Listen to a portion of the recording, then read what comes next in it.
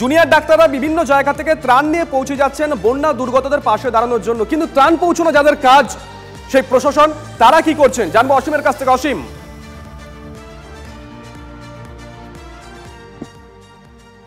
দেখো একেবারেই, কারণ ঘাটালের বিভিন্ন এলাকায় এখনো লক্ষাধিক মানুষ জলমগ্ন, বাড়িঘর কিন্তু জলে ডুবেছে, মানুষ আশ্রয় নিচ্ছে রাজ্য সড়কের ধারে, এরকমই ছবি কিন্তু আমরা দেখাচ্ছি। মাসকট স্পিন কন্ট্রোল ল্যাবের পরীক্ষায় এটি প্রমাণিত। কেয়াসেট আলোপেক্স পেন্টা অ্যাক্টিভ নতুন চুল গজাতে সাহায্য করে, চুল পড়া বন্ধ করে। Keya Seth Alopex penta active 10 hair fall প্রবলেমের একমাত্র সলিউশন। দেখো একটা জিনিস যেটা বলা যেতেই পারে যে প্রশাসনের একাধিক জায়গায় দেখাচ্ছে, তারা যেটা বলছে তারা ত্রাণ নিয়ে যাচ্ছে, কিন্তু ত্রাণের যেটা একটা হাহাকার বিভিন্ন জায়গায় রয়েছে, বিভিন্ন জায়গায় ত্রাণ পৌঁছায়নি, সেই ছবিটাও কিন্তু উঠে আসছে। এলাকার অনেক মানুষ কিন্তু তারা অভিযোগ করছে যে তারা প্রশাসনের কয়েকদিন ধরে দেখাই পায়নি। তারা প্রয়োজনীয় যে ত্রাণ তো দূরের কথা, প্রয়োজনীয় যে পানীয় জল, সে পানীয় জল কিন্তু তারা পাচ্ছে না। অনেক মানুষ কিন্তু গৃহবন্দী, আবার অনেক মানুষ কিন্তু বাড়ি ছেড়ে, বাড়ি কেমন আছে তারা সেটা জানে না, তারা তাদের বসত বাড়ি ছেড়ে তারা কিন্তু অন্যত্রে, কোথাও ত্রাণ শিবিরে, কোথাও রাজ্য সড়কে তারা কিন্তু আশ্রয় নিয়েছে ইতিমধ্যে। কবে এই জল নামবে তারা বলতে পারছে না। দেখো আমরা কাল যে ছবি দেখিয়েছিলাম, যে যেখানে জেলা শাসক তিনি নিজে যে গিয়েছিলেন ত্রাণ দিতে, ত্রাণের কি ভয়াবহতা, ত্রাণ নেওয়ার যে একটা হুড়োহুড়ি যে পরিস্থিতি, সেই ছবি আমরা দেখেছি। সেই ছবিতেই কিন্তু স্পষ্ট যে মানুষের কতটা ত্রাণ প্রয়োজন। কিন্তু ঘাটালের অনেক মানুষ কিন্তু, বেশিরভাগ মানুষই তারা অভিযোগ করছেন তারা কিন্তু ত্রাণ পাচ্ছে না, তিরপল পাচ্ছে না, প্রয়োজনীয় যে খাবারটুকু সেটুকু পাচ্ছে না, পানীয় জল পাচ্ছে না। এই নিয়ে কিন্তু প্রশাসনের বিরুদ্ধে ঘাটাল বন্যা কবলিত এলাকার মানুষের কিন্তু একটা তীব্র ক্ষোভ দানা বেঁধেছে। কি বলছেন তারা, শোনাই একবার। এই যে ডোঙাতে কোনো রকমে এসেছি, সারাদিন পরে একবার বেরাচ্ছি, এই পায়ে হাতা পথ নয়, কেউ একসঙ্গে 4-5 জন জুড়লে বেরাতে পারছি, নাহলে বেরাতে পারিনি। কি সমস্যা? সমস্যা বলতে খাবার জল ফল পাচ্ছি না, ইলেকট্রিক নেই, কেউ জলেরও ব্যবস্থা দিচ্ছে না, প্রশাসন কোনো ব্যবস্থা নেয়নি।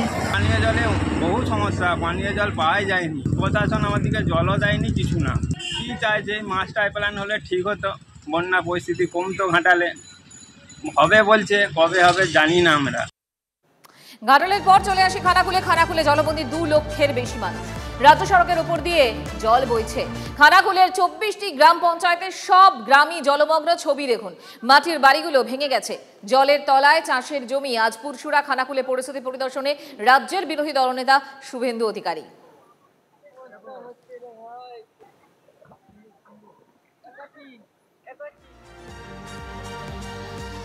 আরো একটা ছবি দেখাই, মুন্ডেশ্বরী নদীর জলে প্লাবিত আমতা 2 নম্বর ব্লকের বিস্তীর্ণ এলাকা। 9টি গ্রাম পঞ্চায়েতের প্রায় 50টি গ্রাম এখন জলের তলায়, জলে ডুবেছে রাস্তাঘাট। ডিবিসি জল ছাড়ার পরিমাণ কমিয়ে দেওয়ায় আজ নতুন করে কোনো এলাকা প্লাবিত হয়নি, তবে জলস্তর কিছুটা বৃদ্ধি পেয়েছে। পানীয় জলের সংকটে রয়েছেন দুর্গতরা। ছবিটা একবার দেখুন, ড্রোন শট আমরা দেখাচ্ছি।